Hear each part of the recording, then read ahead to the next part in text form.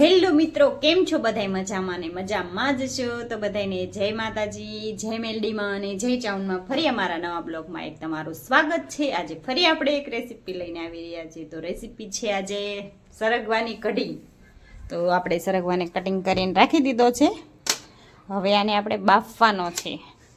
સર્વપ્રથમ આપણે એને કાપીને બાફી નાખશું પહેલાં। તો ચાલો આપણે એને બાફવાની તૈયારી કરશું। તો આપણે પહેલાં સૌપ્રથમ સરગવો બાફવા મૂકી દઈશું।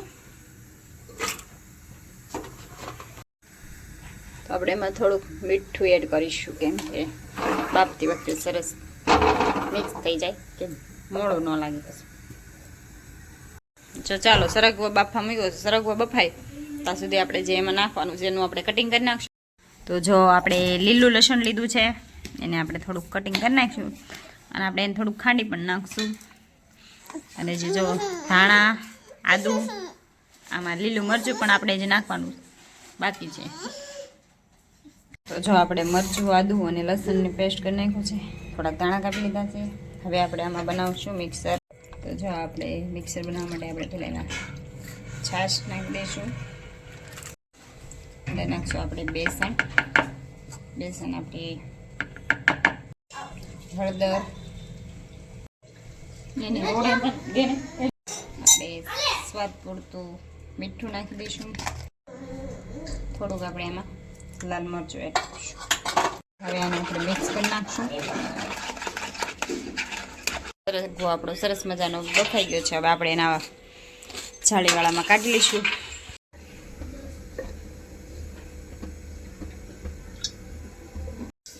તો તેલ આવી ગયું છે, તો આપણે પહેલાં રાઈ નાખીશું, પછી આખું જીરું અને વઘાણી। વઘારમાં આપણે 2 લાલ મરચાં લીધા છે સૂકા અને લીમડો,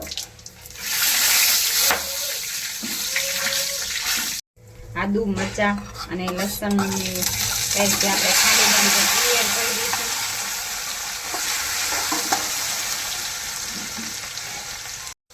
તો થોડીક આપણે એમાં હળદરના એડ કરીશું, થોડોક છે ગરમ મસાલો છે। તો જો સરસ મજાનું ચડી ગયું। હવે એમાં આપણે જે પેસ્ટ કર્યો તો એ આપણે એમાં નાખી દઈએ, 2 તાર। તો જો આપણે કઢી થોડી જાડી થઈશ, તો જે આપણે સરગવાનું પાણી હતું એ લઈ લીધું હતું, એ થોડુંક નાખી દઈશું। આપણે તીખી ખાવી, થોડુંક કોરું મરચું એડ કરશું। હવે આપણે સરગવો નાખી દઈશું એમાં।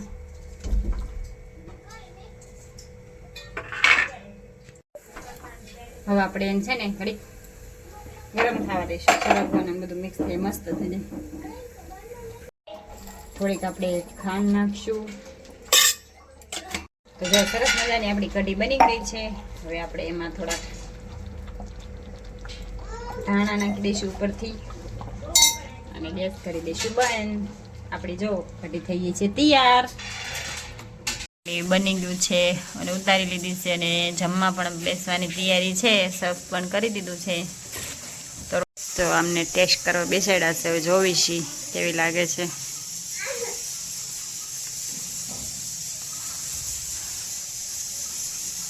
કેવી બની છે? સરગવો તો હારો ને નરવો કહેવાય, બધા એમ કહે છે કાને, સરગવો કાંઈ નડે નહીં। કઢી એક એવી વસ્તુ છે તે તમે રોટલી હારે, ખીચડી હારે, ભાત હારે, થેપલા છે, ગમે તેની સાથે તમે ખાઈ શકો છો। ચાલો આજને આપણી રેસીપી આવી હતી, તમને કેવી લાગે છે તે જરૂર કમેન્ટ કરજો, લાઈક કરજો, શેર કરજો, સબસ્ક્રાઈબ કરજો બ્લોગમાં પહેલી વાર હોય તો।